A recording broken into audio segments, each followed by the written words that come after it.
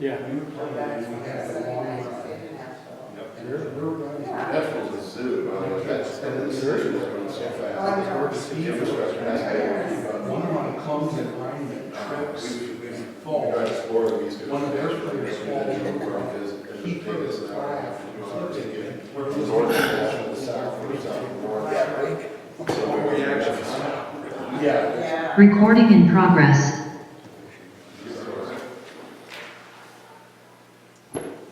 I'd officially call the May 16th, 2022 meeting of the Vernon City Council to order. And the first item on the agenda is are there any agenda additions or changes to be made to the agenda?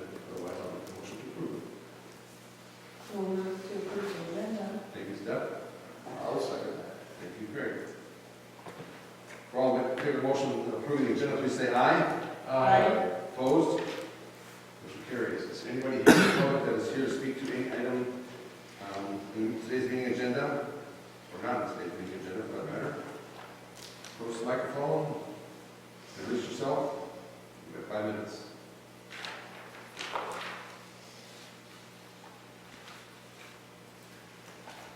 Anybody? For the public? Okay. Nope. We'll move on to the consent agenda then. Thanks for joining us, Matt. The consent agenda, we just have one item, and that's the approval of the minutes from the last meeting. Anybody have a chance to review it and any questions about it? Ready to move on it? Move approval. Thank you, Paul. Is there a second? I'll second. Thanks, Stephanie. We have a motion to approve the city council minutes of the May 2nd regular council meeting. All in favor of the motion, please say aye. Aye. Opposed? Motion carries. Scott, are you okay? Are you on? He's on. Are you okay, Scott? I don't know if you can hear us. He says he can't hear a thing. You can't hear a thing? Turn on your speakers. Yeah. Oh. Well, while you're working on that, I think I'm going to go. Can you guys hear me at all? Now I can hear it. Yes. Yeah. Yes. Welcome, Scott. Hmm. You guys have Alright. are the green lights on? Well, Yes, Okay. Yes. the green light's on, but that doesn't mean anybody's home. Well, you're going through the system because I can see it moving. Laura, can you hear us?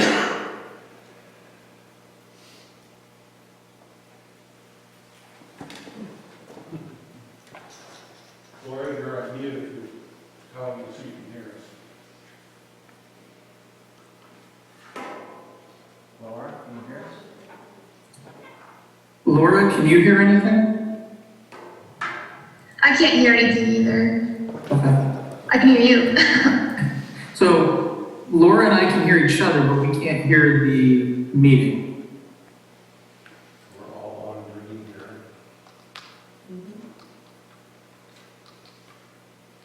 Oh, you see this all? I think Doug is working on this.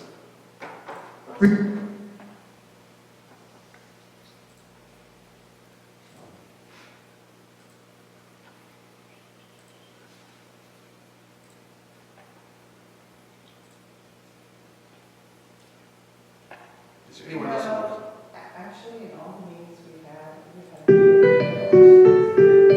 I know.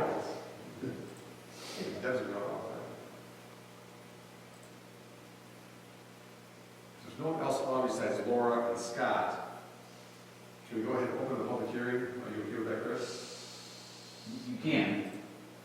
Do we, is that, we're okay with that, or we're going to wait? We're going to officially open the public hearing for the City of Mount Vernon Budget Amendment Number 2, fiscal year 2021-2022. Anybody here to speak to the public hearing? The budget? Yeah, we'll get there.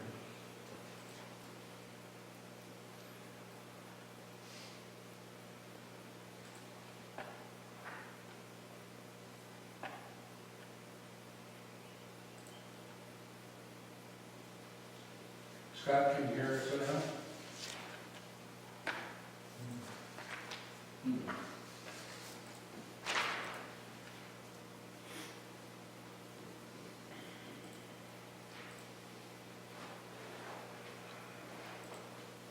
Test 1, 2. Can you hear me now?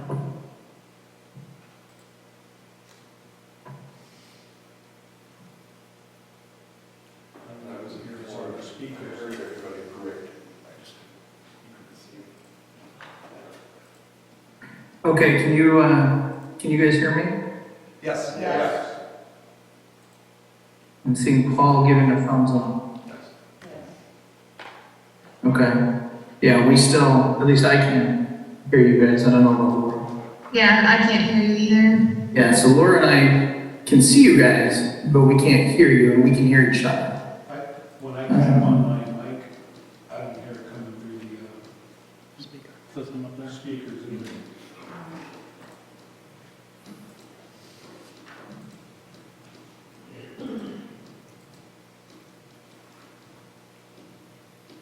Well, we can go ahead and Scott can. We want to put them on speakerphone, I think. That'd probably work. At worst case scenario, Scott can. And we don't, I mean, there's a quorum, so we don't necessarily need to hold this up just because I got a jack up back. On your birthday. Yeah. You have already got to hear a second. Tell us, yeah, exactly. Although I'm not singing if Stephanie is conducting. I'll tell you that. I got him on text message, you want me just to tell him? Howdy, Chief. I want to put you on speaker. You want to shut your mic off? 44% to go. Hopefully we're okay now. Finish out there. I know, thanks for that.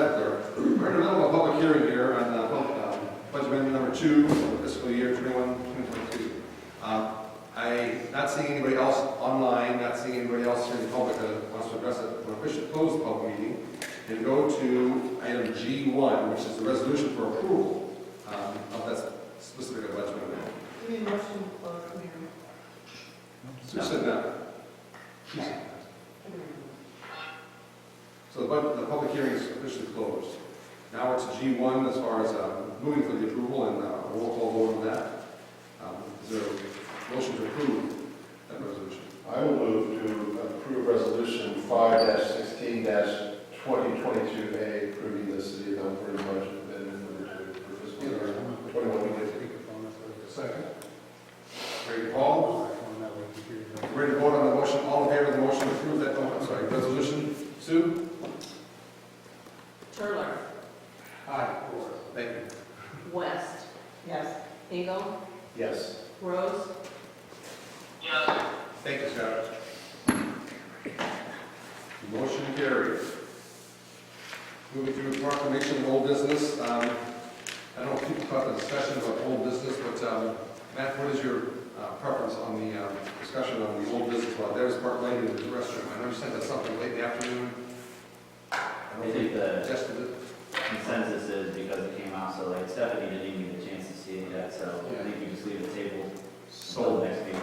We won't ask for that to be on the table. We'll pass that on to the next meeting. Thank you, Sue. And in the meantime, we can catch up with what Matt's already sent us out. Moving to motions for approval, we've got consideration of claims list. Motion to approve, and I think that 2 different updates over the afternoon. Any questions about the claims list? Yes. I have a question about the agenda.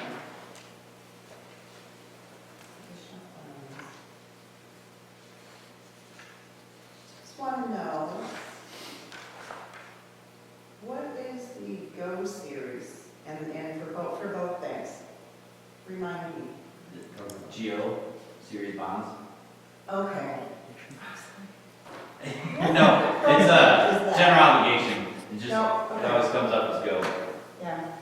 Just didn't recognize the right. Yeah. And then you'll always see, you'll know it's a bond because it'll say Geo, and then it'll say a series, and typically the series is the date. Yeah, but the Hills one had Go, but there was no, Yeah. So, anyway, good, thank you. Any other questions about the claims? I'll entertain a motion to approve them. I will move to approve the claims list. Thanks, Stephanie. Is there a second? I'll second that. Thank you, Craig. The motion to approve the claims list is presented. All in favor of the motion, please say aye. Aye. Opposed? Motion carries. We're now into several agenda items with regard to TIP funding. First one is discussion consideration of tax equipment financing reimbursements for certification for Stonebrook Phase 1. Council action as needed. You want to start that off? Chris? Yeah, so I actually provided you, Stonebrook Phase 1 and Stonebrook Phase 2. The reason you're not taking any action on 2A is because there wasn't any value in the 2020, calendar year. So what everybody has, or what's in the packet, you'll see a spreadsheet on the front, just kind of indicates what subdivision and what phase we're talking about, and then on the second page are the individual parcels. So those are the addresses associated with the homes that were constructed and the value that is given to them. So what I will have to do every year in March/April is go through each of those, see if there's a difference in value, calculate what that will be, and then there's an associated TIF value. So the TIF eligible levy amount is 32.56639. So this is roughly between 80 and 90% of the overall levy rate that everybody pays in town. So debt service for the city, the school, and the county are not eligible TIF expenses. So there's some things that have to be cut out of the overall levy, so we don't capture 100% of that levy. We capture, 32.56639. So after I go and calculate on the second page, produce a value, and then I get basically take that number times that 32, and I come up with a TIF eligible reimbursement. I transpose that number back into the first year, minus the admin fees for each of these was about $6,900, and per the agreement, we're able to capture those dollars back. So I spread those costs over a 10-year period, so each year there's a $690 expense that comes back to the city. And then, because it's a residential TIF, and neither of the subdivisions that we're going to talk about have low to moderate income in their subdivision, they have to set that aside, so that's 37.23% of the TIF eligible funds. So, long story short, for phase 1, for the first year of a 10-year cycle, Stonebrook is going to receive $29,007.08. The LMI account that comes back to the city that funds low to moderate income programs is going to receive $17,204.62. Now, there's a solid possibility, based upon the number of homes that I saw today in my drive, that these numbers are going to continue to go up. So if you look at the very top in the left-hand corner, that is the max dollars that is allowed to be collected in each of these phases. So for phase 1 Stonebrook, they can collect up to $470,000 in TIF funds. As of right now, if nothing else occurred, they're on pace to collect $290,000. Now, there's no penalty to the city. It's completely up to them to get to that number. If they don't get to it, we don't have to cover the difference. That's kind of the beauty of the agreements that we set up. So what it does do is provide an incentive, obviously, for them to build homes and get homes on these individual lots, which is exactly what's happening. And so I'm going to go right into Spring Meadow just to talk about both of them. They're each a separate motion, but so Spring Meadow Phase 1 has a max payout of $235,700. This first year, they're going to collect, or the city's going to pay them $17,528.97, and the LMI fund is going to get $10,396.74. So just a shade over $27,600 is going to go to low to moderate income housing programs.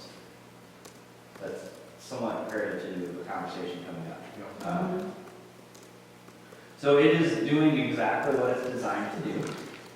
And thankfully, the housing market remains strong, so they're building a number of homes.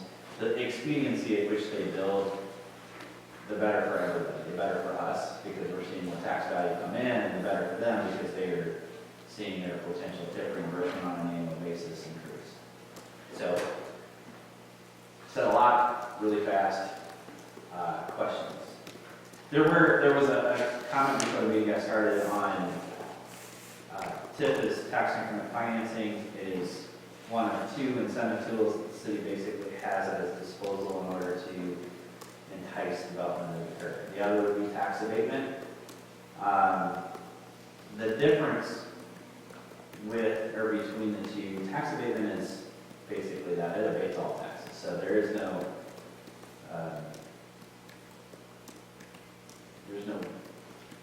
grounds given for debt service or the school gets more money through TIF back than they do a straight tax abatement. So it's just, here you go, we're going to make this percentage of this value. My preference, and I think a lot of cities' preference, are to utilize TIF because it's an individual agreement. Tax abatement tends to be citywide, and then there's no way to pause it if something doesn't go right. So again, all in all, I'm fairly happy with the way this is moving forward. It's doing exactly what we said it was going to do. We do not subsequently, Mount Vernon does not have tax abatement set up. It's a separate ordinance that would have to be adopted. Coincidentally, it's more prevalent in, say, the Des Moines Metro than it is in Eastern Iowa that I have seen. So, and that really has to do with the fact that every suburb over there is trying to one up the other. So once one suburb opens up tax abatement, the rest will follow suit. So that's kind of how it's, or why it's so prevalent there. But, questions? If it's appropriate for this question, we can talk about this offline. So we're dealing with TIF and low to moderate income housing here. This is housing. Then you just referenced the school, getting TIF money as well. If we were trying to attract a business to come to Mount Vernon, for example, would TIF come into play as a negotiating vehicle to attract a business? Or tax abatement? Both can be. We can take this offline. Well, both can be brought to the table. And so there's parameters, and I would say yes. It depends on the business. I would never encourage the council to offer TIF or tax abatement to a business that was going to directly compete with an existing business in town. So, again, going back to the two, once you put tax abatement in place, it's kind of hard to shut that off, and all they have to do is apply at that point. TIF is, again, it's business to business, subdivision to subdivision, so the council has the ability at that time to analyze what they're bringing to the table versus what we're having to potentially put back out. So, in both of these cases, Spring Meadow Heights and Stonebrook, both developers set aside over 3 times the necessary amount of green space to collect stormwater controls. 90 lots, I believe, is what Stonebrook basically gave up if you take all of the green space that's out there. Because it drains everything from the north, it drains everything from the west, and then it actually drains a little bit coming back from the east. The current Stonebrook subdivision doesn't have any stormwater controls built into it at all. So yeah, I mean, if you look at the money that they requested to help offset the infrastructure cost, it almost coincides if you were to take what those 90 lots were worth on fair market value. And same with Spring Meadow Heights. Different subdivisions, so there's about 7.5 acres that Spring Meadow Heights set aside for additional stormwater controls. And then there's, I want to say 13, 14, something to that nature, some road that has to be, that was set aside. So I would not, I always tell people, first to the table always tends to have the best agreement. So from a residential subdivision standpoint, I've already had this conversation with both. Don't come back to the table expecting the same deal based upon those parameters, because every subdivision will be treated differently. Now, I have met with an industry that was looking at Mount Vernon here, and the expectation before we even sat at the table was a minimum of 10-year. Some sort of tax abatement / tip was going to be on the table as part of their state incentive package. So, yeah, it's an expectation more than it really is anything at this point. But on the flip side, if I hesitate to use business names because I don't want anybody to, but You've answered my question. yeah, if another gas station were to come to town, then I wouldn't incent a competitor of the existing per se. Good. I appreciate that. The development partners that we have are used to dealing with the TIF, and they're big boys.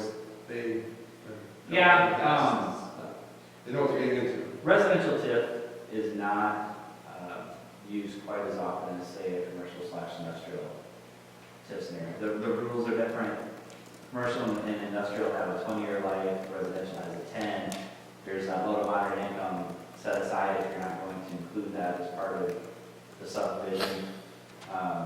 So commercial and industrial don't have that either. Right? So there, like I said, there's little nuances to each. I would not necessarily encourage us to utilize TIF or any sort of tax incentive if the market is pushing heavily to grow an outbreak. At that point, I think you stop. But when we looked at both of these, housing was an issue, and there hadn't been a new subdivision in almost 10 years. So it just depends on where we're at, I think, as a community, and of course the makeup of the council and the feelings that you have at the time that it comes forward. Tax abatement's a slippery slope. We could- Sure, absolutely. Yeah, I'd just like to make two main points. One is that obviously Mount Vernon has been primarily a user of the residential over the last 20 years or so, 25, because that's where our growth primarily has been.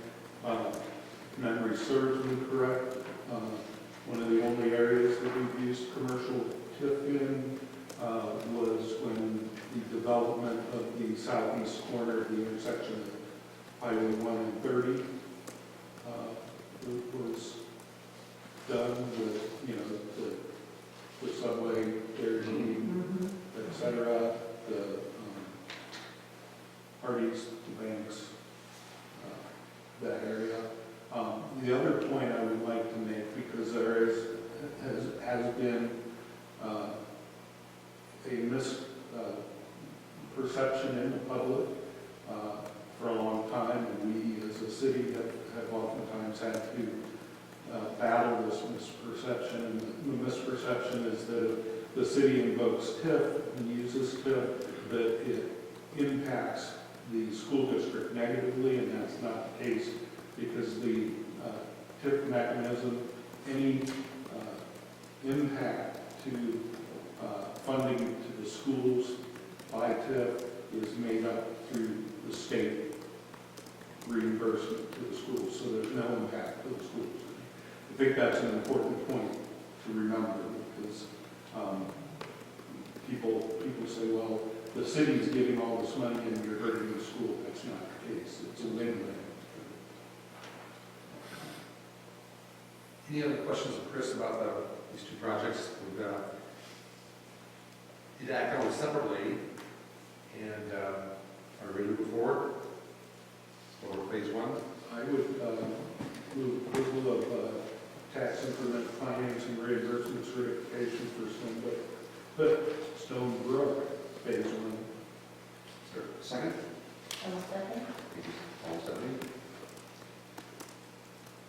questions? Ready to vote on the motion? Let's all, if there are in favor of the motion, please say aye.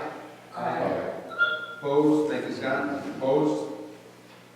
Motion carries. Similar, Springfield Heights. I will move to approve the tax increment financing reimbursement certification for Springwater Heights Phase 1. Thank you, Stephanie. Is there a second? Second. Thank you, Gary. No further questions? We're ready to vote on TIF funding for Springwater Heights Phase 1. All in favor of the motion, please say aye. Opposed? Motion carries. Discussion, consideration, of recommendations for a home buyer assistance program. So when you do not have low to moderate income housing in the development that is receiving tax increment financing incentives, you have to set aside low to moderate income funds. So the Housing Commission has been discussing this, kind of what to do with these funds for the last 2 years. And if you remember correctly, we did have a potential project that the council approved up to $395,000 of the low to moderate income funding to go to a senior style LMI tax credit program that unfortunately did not get or score enough points to get funded. So in the meantime, you can utilize TIF, and I've seen cities do a couple of different things. One is a direct payment to projects. So similar to what we were talking about through CHI, senior-based project, they can go to an individual that is looking to do an LMI housing development. So you can make direct payments to that individual to help offset building cost, infrastructure cost, whatever comes up that's directly related to that project. Or you can come up with other programs that would, again, benefit individuals that meet the low to moderate income requirements for Lynn County. And one of the things that has been discussed for the past few years is this home buyer assistance program. So one of the challenges that Mount Vernon has is from the perspective of housing values, meeting household income, we are on the better side of our counterparts in the state. So we're at the higher end of our averages that way. So it does make it somewhat challenging to use LMI funding because you just don't have a significant population base for those funds to go to. Now, one of the easiest ways to utilize those funds and help bring people to the community is to do a home buyer assistance program. So to basically set aside $5,000 that the banks can utilize to maybe get them over that last hurdle and get them into a home. And when I say low to moderate income, I think every time I have this conversation, the immediate thought is we are introducing Section 8 housing to Mount Vernon, and that's not the case. If you look at the income guidelines for what is considered low to moderate income, they're not overly high, but they're not necessarily overly low. I mean, if you look at it, it's based upon the number of people in the household, but a family of 4, at that 80% is a family that's making $71,500. That's hardly what I would consider a Section 8 housing voucher income level. So this is something staff has been discussing with the Housing Commission. I probably had no less than half a dozen conversations with Chris Carlson, and they've done a wonderful job coming up with this program. EasyCog would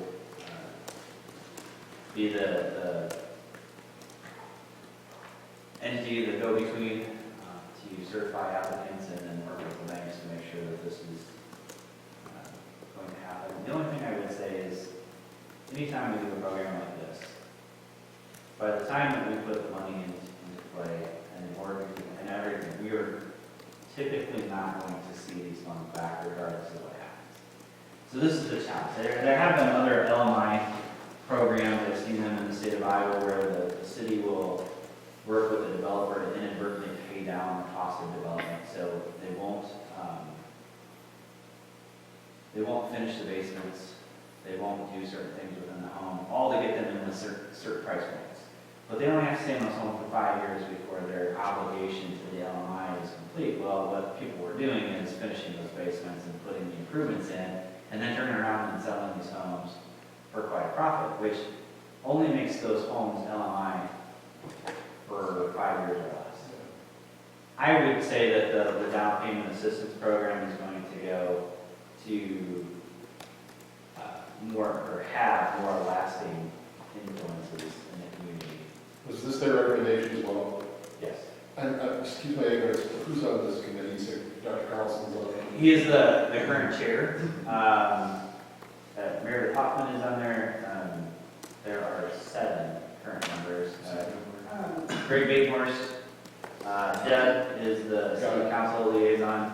Trudy Elliott isn't on currently, but she was on Yes. previously, was part of this discussion. This was a commission committee that was formed almost 6 years ago, and has struggled to get through COVID and ratio and everything else. But I think this is a solid program. I think everybody on the commission has worked over the course of the last 6 months to kind of tweak and make sure that there are certain parameters. Now, you can see that the maximum house value is $250,000, so you're not giving $5,000. And that is a definition of a moderate income level house. Yes, believe it or not. I can't hardly believe that. That's just an expensive house. When we met the Lynn County Housing Authority, they basically set the parameters for us, and yeah, believe it or not. But again, it's hard to find a house under $200,000. Correct. Anywhere in Alberta. Did this include mobile homes, by the way? I saw it said condos, townhouses, single-family homes. Mobile homes are not considered homes. They're Manufactured homes Yes. are, so a home that's on a set private on foundation. a permanent, yeah. I wish the pie chart were in color on the PDF at page 30. Yeah. I mean, I think that 48,000 to 75,000 is 34 homes. I mean, there were 475 homes that were less than $250,000 in Mount Vernon. That was a lot of housing. But then I looked at that table, and again, these are some really bright people that are on this commission that you've articulated here. And while you said $71,500 with a family of 4, you know, to find a down payment of $50,000 for that high end, that's, and then the mortgage payment with insurance, it's hard. So yeah, I don't disagree that the 5,000 would be very helpful. And This is expensive. it will, I should say that this will be typically used in a number of other potential programs that they will be able to take advantage of.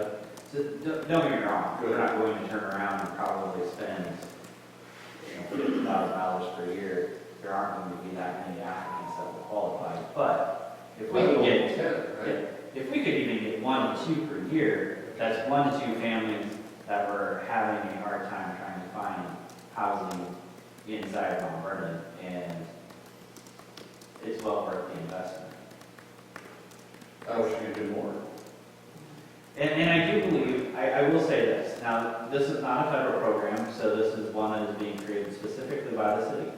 And if it is taken advantage of and becoming quite successful, great. If the banks come back and say, council, if you would just give us $2,500 more, we could double the number of applicants that we could get. If we could get 7,500 versus the 5,000, you will have that ability to make those changes. So you start with these parameters now. The council will be able to kind of tweak this program as it moves forward. This is the beauty of it not being tied directly to community development block grant through the federal government. It's a program specifically being made by the city.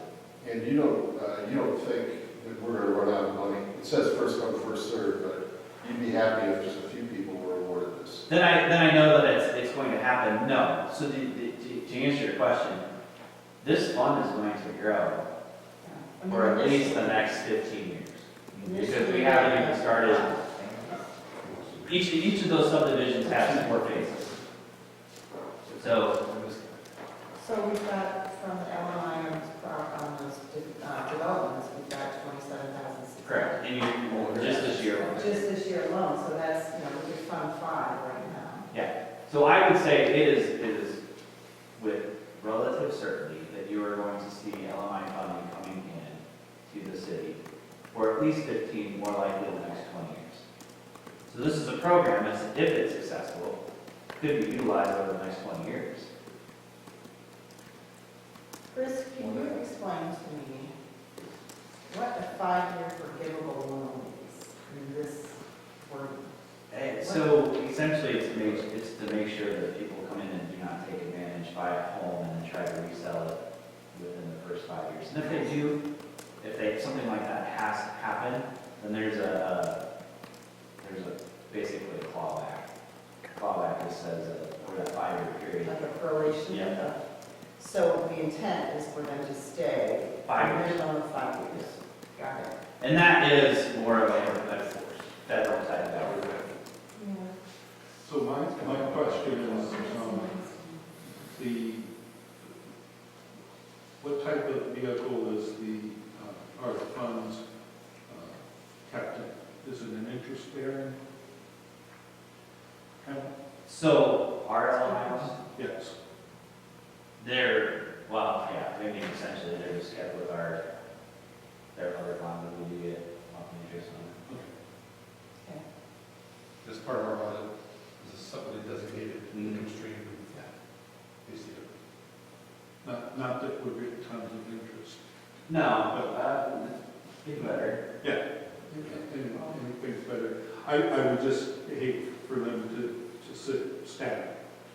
No, so basically what EasyCog tends to do is the LMI funds do not be distributed until they have an actual client that has made it through the process, and the city will put the $5,000 toward it. So we're not taking money out of that account and giving it to EasyCog or anybody like that to sit on any interest. We keep that funding here. Same with the current program. So what we've been doing is a housing rehab program with the LMI funds. That fund, those monies sit in our account until EasyCog is certified that, number one, if there's an applicant that's going to meet the requirements, and number two, they meet the requirements of the program. So you have to get through all of those hoops before the monies get distributed. That was my other question. Were we still doing the Yes. rehab? That's awesome. How do we market this?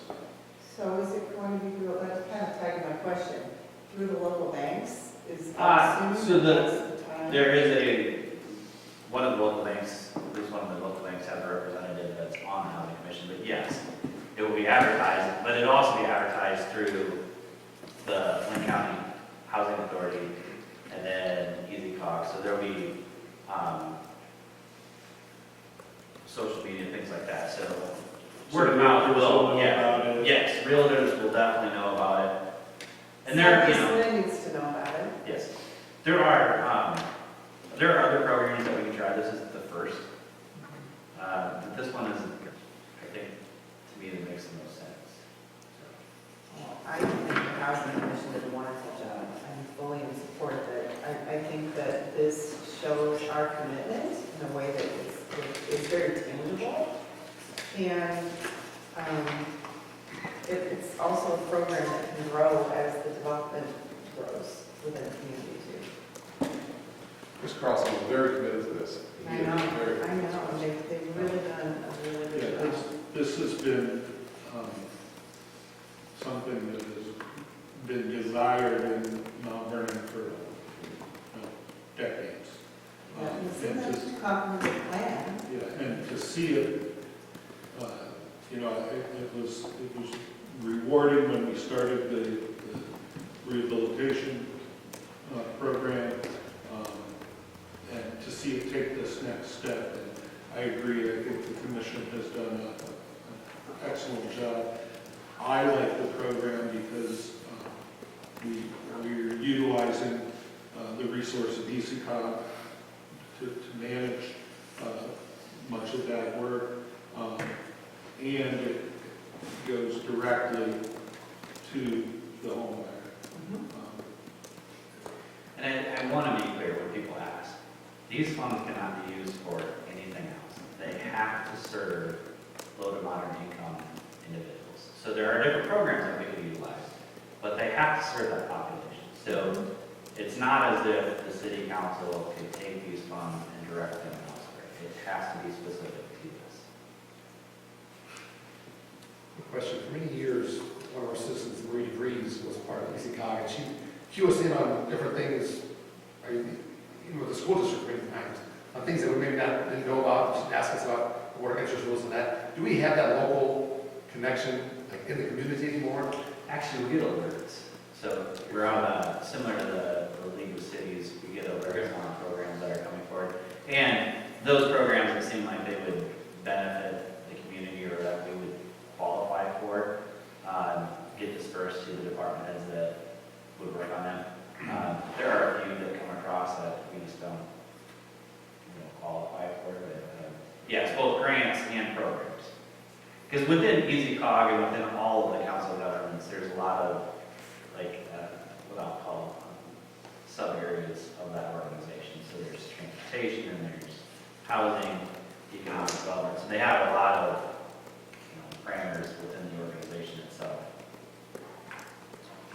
Chris, you have this agenda item listed as council action is needed. Are you looking for support to continue it, or what? Yes, because the allocation, moving forward, the allocation of my funds is ultimately up to the city council. I would move approval of the recommended home buyer assistance program as presented by the Housing Commission. Thank you, Paul and Stephanie. Anything else to add? Anybody? Any questions? If you're ready to vote on the home buyer assistance program, all in favor of the motion, please say aye. I, Opposed? Motion carries. Engagement letter with a new auditing service. Yeah, so, Sue and I, to start thinking about, Clifton was going to increase their rates again this year. And I think to give you, we were, what, 22,000, somewhere in that range with them? Last year we were 16, almost 17,000. And they were going to raise the rates again this year. I was apprehensive about, potentially making a change to our auditing service. Clifton hasn't really done anything wrong necessarily other than the cost. And Vernon-Lisbon, Bell, Kine and Company has been making their name in the state for the last couple of years. The price difference is too much to really pass up. Can you lock them in for a couple of years? Because are they gonna, not fade the switch, get us The unfortunate part is, and then raise the price? no. And the reason I say that is because there's too many parameters that change, and they're subject to the federal and state law. So, every year that I've been here, just about every year that I've been here, we've had some new auditing procedure, either based upon ARP funding or FEMA distribution. I mean, something happens every year, so to try and lock them into a price would be fairly unfair. Now, what we do is exactly what we're doing.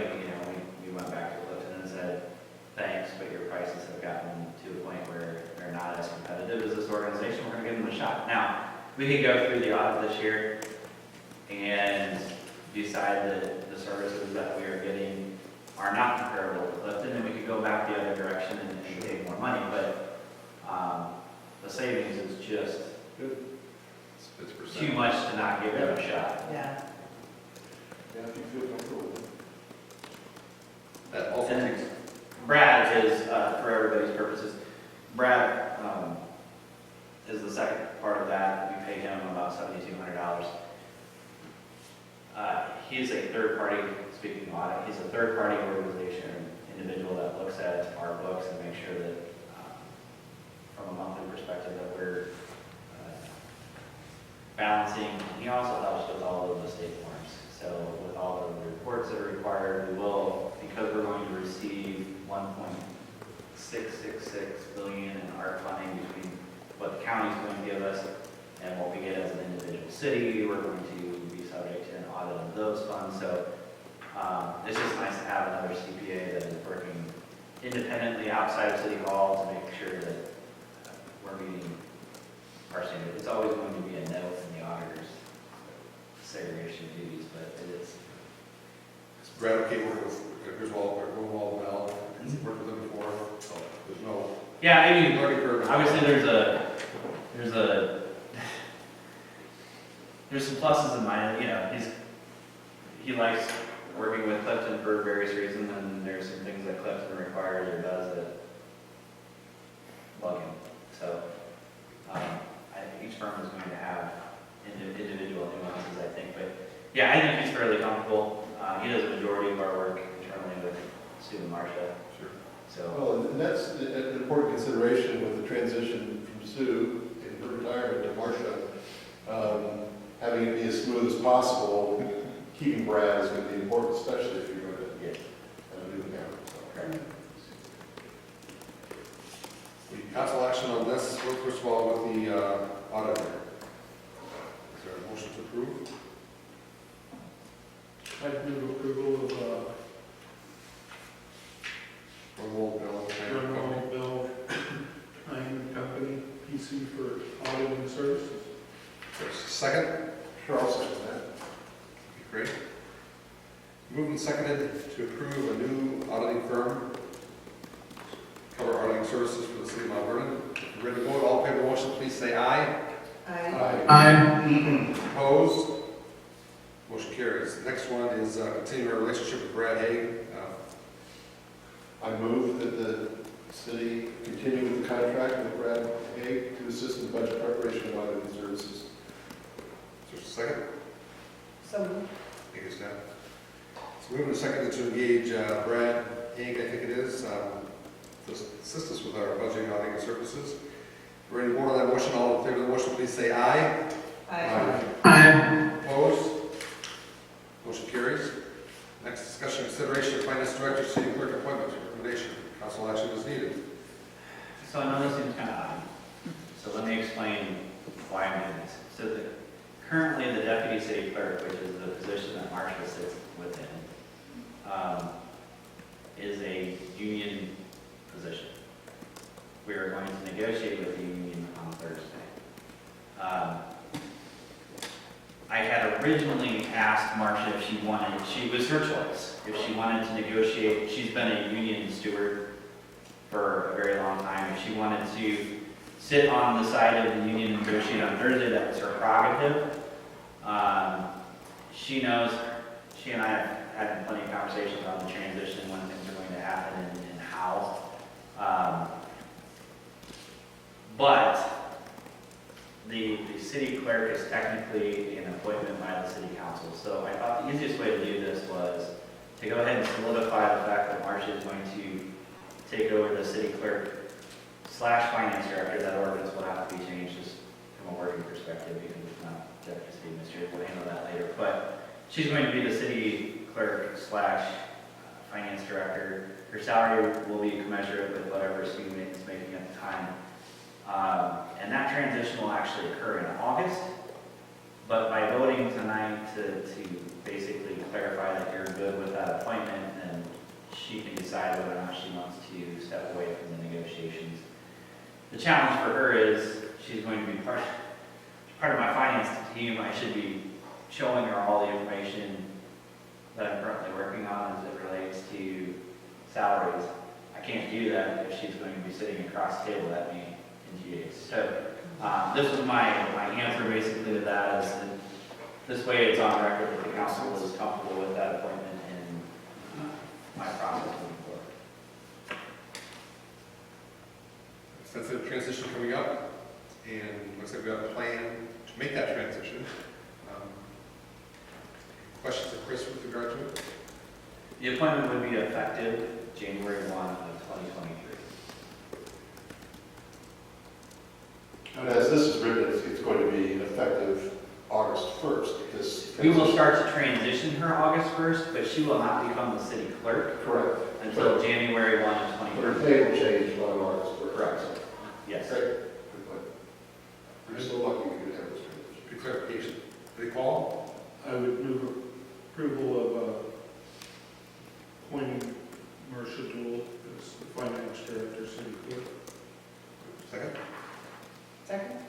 Thank you, Paul and Sam. Any further questions? Thanks for clarifying the date. August 1st versus January 1st and that transition. And just one comment before we vote. Working in a multinational business that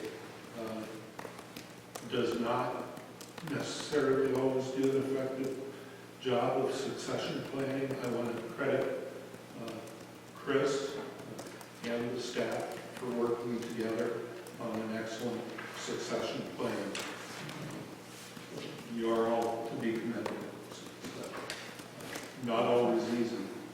And this makes our job easy. So thank you. Okay. Do you want that? Yes. Yeah, okay. Moving to this discussion, consideration of Rachel tree replacement. Big tree. No, you didn't. No, you got it. Okay, that's what we got. Okay, we've got a motion by Paul and Stephanie on transition to finance director, city clerk. All in favor of the motion, please say aye. Aye. Opposed? Motion carries. Now we go to the Rachel tree replacement program, starting in the southwest, 50 at a time, if I remember correctly. Yes, and really, Laura just got this information last week, and we kind of discussed it. It's over my spending limit. My spending limit is $7,500. City council already gave us, obviously, the green light to do the 50 trees, so I probably could have just moved forward with this, but since there was only going to be about 4 days difference, I thought we would just put this on there. The quantities and the types of trees are fairly simple. Sycamore, elms, ginkgo, Kentucky, coffee, locust, and oak. A couple different species of elm and a couple different species of oak. I've had a conversation with a couple individuals so far already. We are going to discourage the planting of maple trees in our right of way for all 200 trees. If residents want to plant maple trees in their yards, they're welcome to do that, but we are going to discourage that in the right of way. It's not because we have a dislike of maple trees. It is strictly out of fear that it was first Dutch elm, and then it was emerald ash borer. If there is a disease that tends to hit the maple trees, we won't lose 5% or 10% of our tree canopy. We'll lose over 50%. I would say a majority of our right-of-way trees are maples because they're fast growing and they're easy. There are multiple species. But we are gonna, just so if people question you on why, again, it's not like, yeah, we already have too many as it is as far as our right-of-ways. We're working on diversifying our tree stock. Or canopy. Our housing stock earlier, now our tree stock. But I appreciate the transparency of bringing this forward. I think it's good to have it laid out. For you council too, door hangers will go to the locations, to the lots where the trees were removed.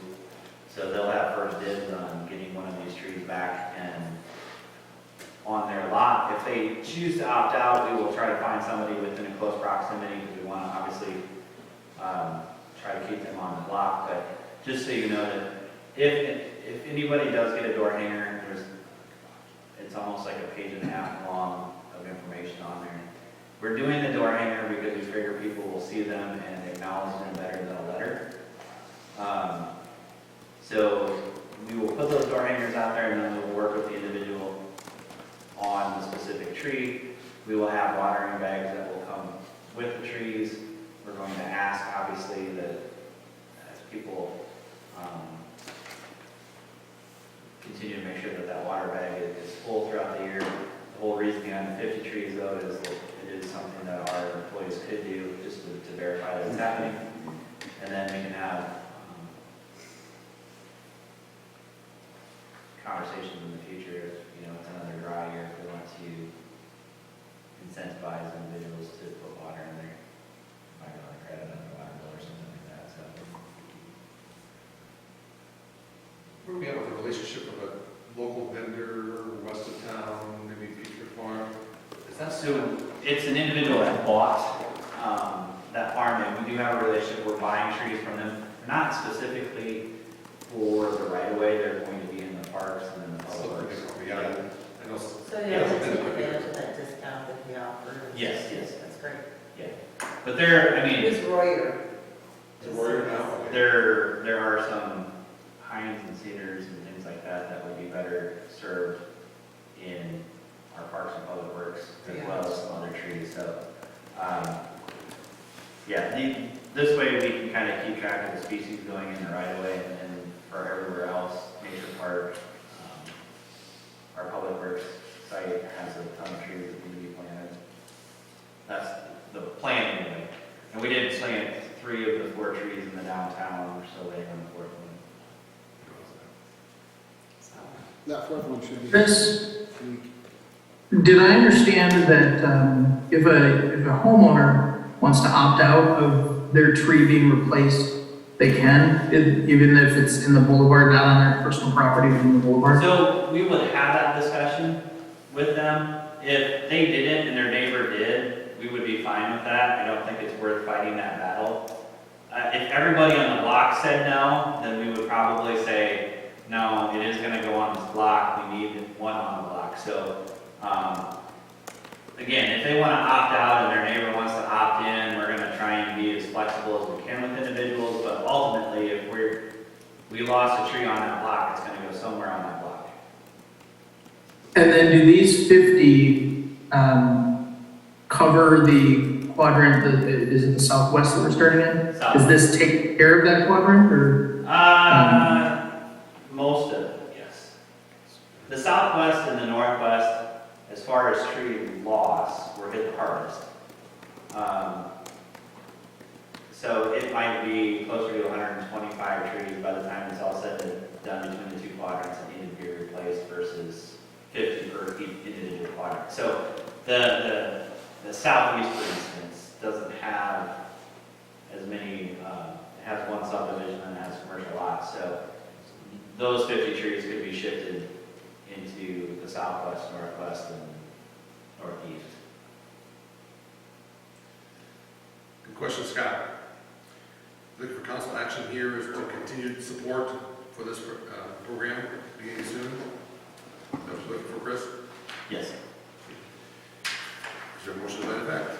I move to continue to support the tree plants in place.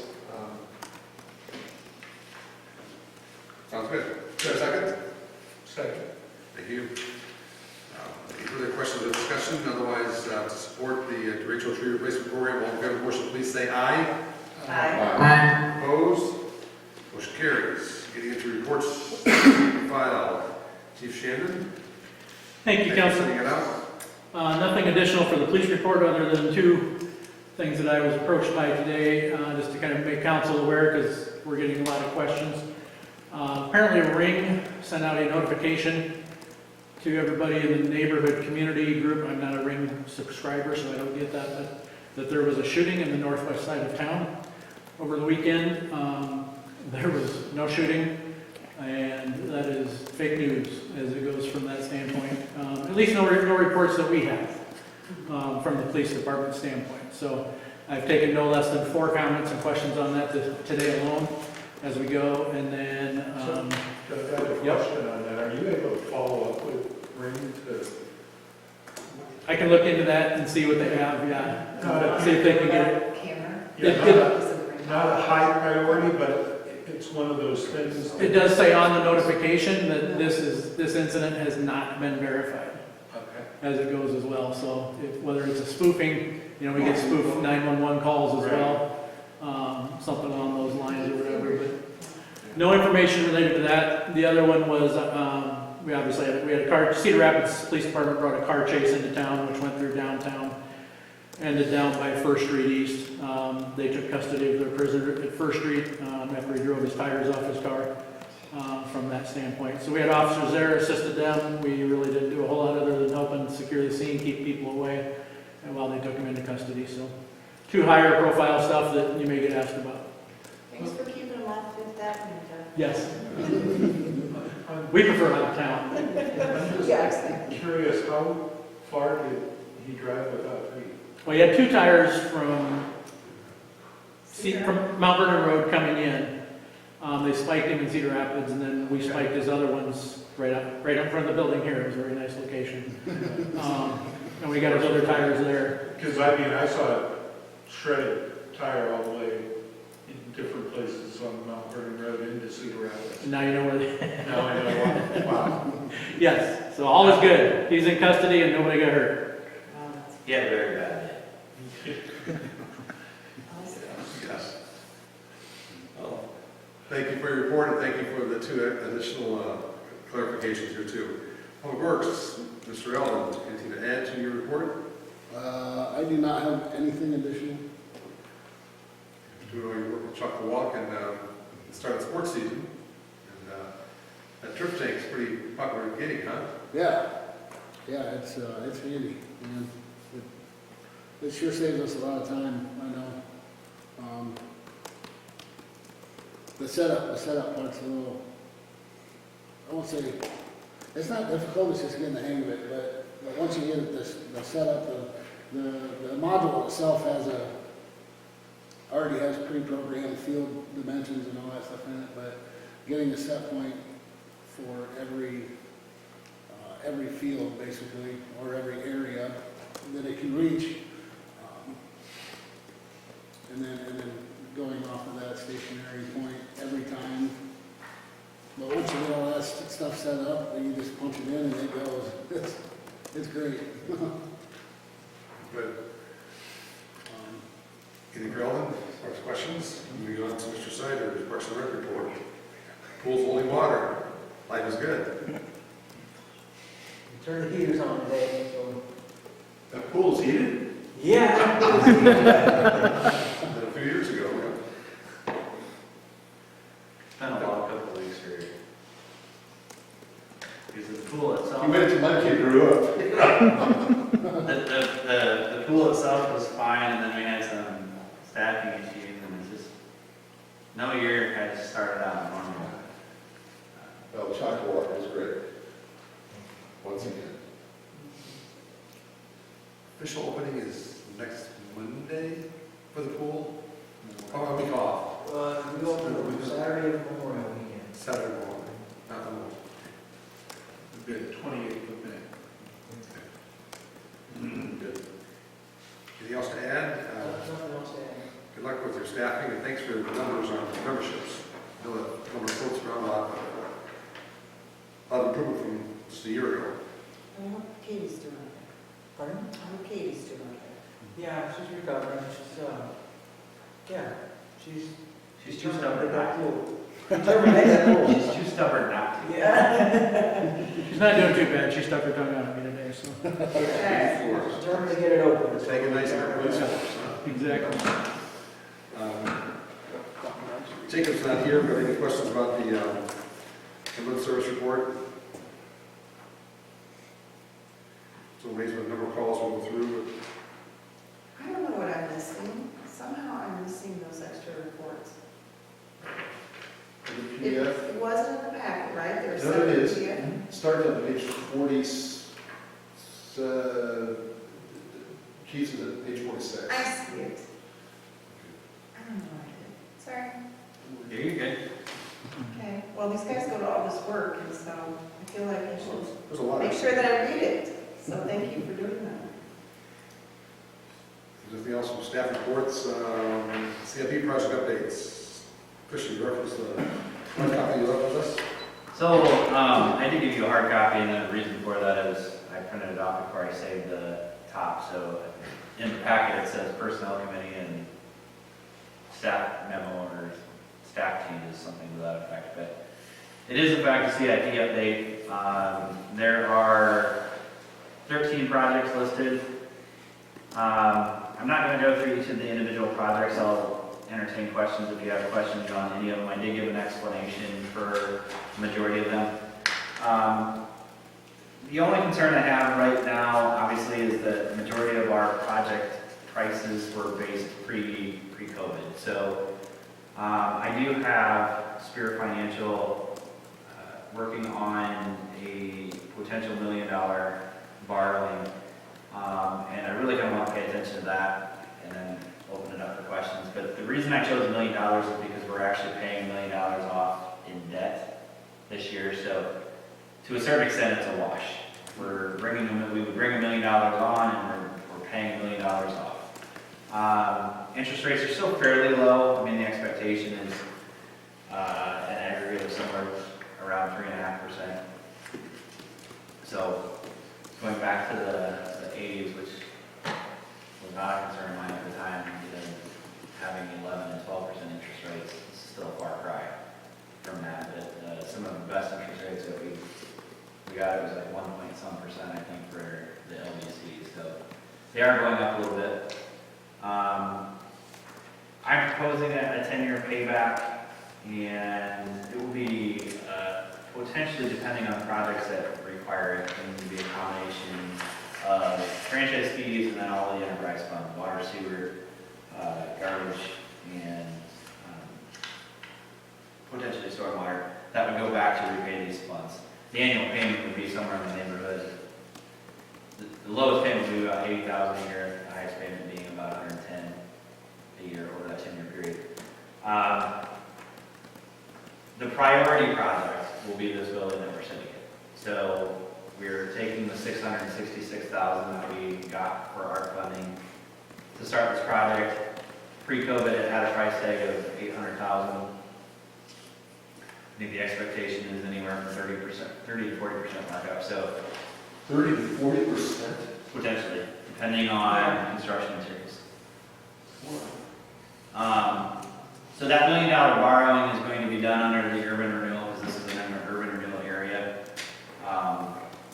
And priority from that $1 million would go to this building first. And then working on the other projects, and kind of, I worked through some details with Stu today, but we have Highway 30 buyout money. That is likely going to go to the Palisades project. And then we have part of that $1 million I hope to utilize the 2 public works buildings. We had earmarked between $450,000 and $500,000 for those 2 public works buildings. We're trying to essentially not put a concrete floor in and just basically get 2 buildings up for the price of 1, if we can. And the whole basis behind that is to get equipment inside a building. Doesn't have to be heated, doesn't have to be pretty, inside. It just has to basically house our equipment. And we will work on getting a paid for in there ourselves when time allows. But the $1 million sewer rehab that is coming from Lynn County, that's a portion of their ARP funding. The water meters is going to be an SRF loan. That is separate, it does not go towards our bonding capacity. Speaking of which, going back to that whole TIF conversation that we were having before, this is how important the economic development incentive or portion of TIF is. Our bonding capacity increased by $2 million. Now, we went from a total bonding capacity of 14.6 million to this next year 16.4 million. That's 5% of our total value. So our overall value in the community grew by just about 12%, right? That is beyond huge, because our borrowing, what we have set aside, jumped from 3 million to 5 million. We lop off 20% for a rainy day fund, so any growth within that capacity allows us to do more projects. With pool looming becomes very important. So we're not having to sit on every other project while we wait to find out what's going on with the pool. With growth in that fund, we can do both. And in this instance, like I said, we're going to bring $1 million borrowing on, but we're also paying $1 million worth of debt off in the same fiscal year. So, What percent was that again? You said 12%? 11.88%. Chris, while we're on this first 3, just want to note that on the Palisades Road overlay, you make note of summer 2023 construction or out. We just got to make sure we're thinking about the building of the new athletic facility too. Yes. Okay. So the whole process with that is thankfully, that construction is probably going to occur coming up 10th and going back through school grounds, depending on how and when that all occurs. So they won't have to utilize Palisades quite as much, but the timing of the Palisades construction project is all dependent on how they're going to do it. If they can do one lane at a time and keep access for homeowners, great. And if it's a 3-week project, 4-week project versus a 12-week project, I mean, we'll factor all of that in, and that will dictate probably timing of that individual project. The thought of trying to do Palisades when school is in session would keep you up at night. So Yeah. unless there is a way to do it without disrupting traffic significantly, which I'm doubting right now, it will happen a year from now. Okay. But other than that, like I said, for the most part, we have B&K working on no less than a half dozen projects right now. MGA is working on this particular building. And yeah, we're just going to have a lot. As Sue told me today, nobody does 13 projects in a given year. And you're right, we're only doing 12. 2 of them are going to be in later stages. But the staff will be busy.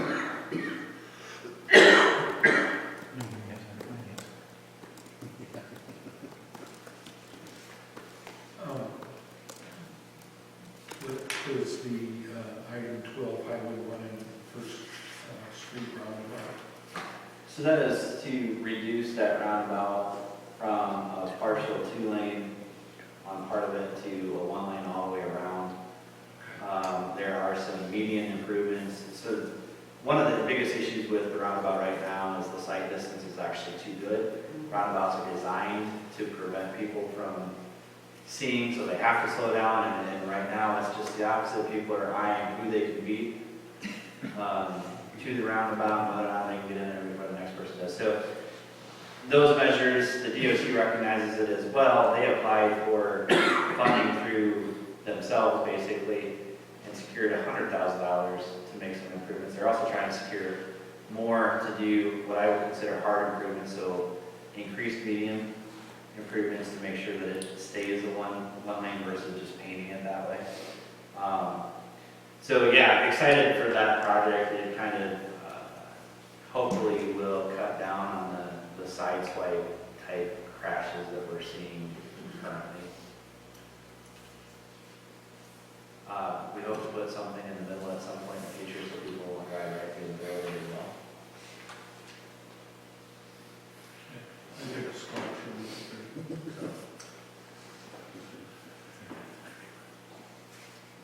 Questions or Chris about the CIP projects? Will they cut out? Thanks for this update. This is a moving target, obviously. Keep juggling those 12, 13. Reports. I was going to mention 3 things. First of all, Scott's filling in for me at the Memorial Day celebration. I think he's memorizing the Gettysburg Address in anticipation of that. He's going to be at Memorial Day. It's this Saturday noon. Well, I'm sorry. I think it's tomorrow night is the signage wayfinding Yes, it is. meeting here, 6:30. Patrick and Yes. okay, Patrick afterwards. And then next Saturday, I plan on being at City Hall from noon, or 9 till noon. See if people have questions about the tour program or questions of anything else in general. So I'll see if anybody shows or nobody shows. So we'll be there. Yeah, It's an easy thing to do, and we'll see how it goes. yeah. So, any other council reports, committee reports, administrator's report? So I mentioned that CDG was looking for board members last time or 2 ago, and they have already found those people. Lisa White from Cornell, Corey Sanborn from Bridge Bank, and Casey O'Connor, who will be joining both as a business owner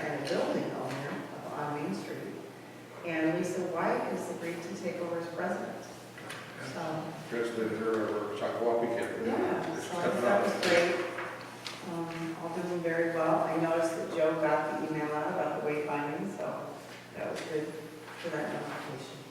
I hope there's good, Hopefully it's. shows people tomorrow, yeah, And input is much better this time, hopefully. right. Anything else, Chris, anything to add to yours? No, I did comment that we received, 2 RFPs for the website redevelopment. So we will work through that process and get a recommendation to council here as soon as possible. Until we make a decision, it's possible for someone to drop the bypass study off the front of the webpage. It's still on there. I think that's a little bit old information. Yeah, we can. Pretty sure, and I know it's going to be due, updated soon. Anything else that we need to discuss? Anything else, Scott? We're going to call this meeting adjourned. Thank you very much.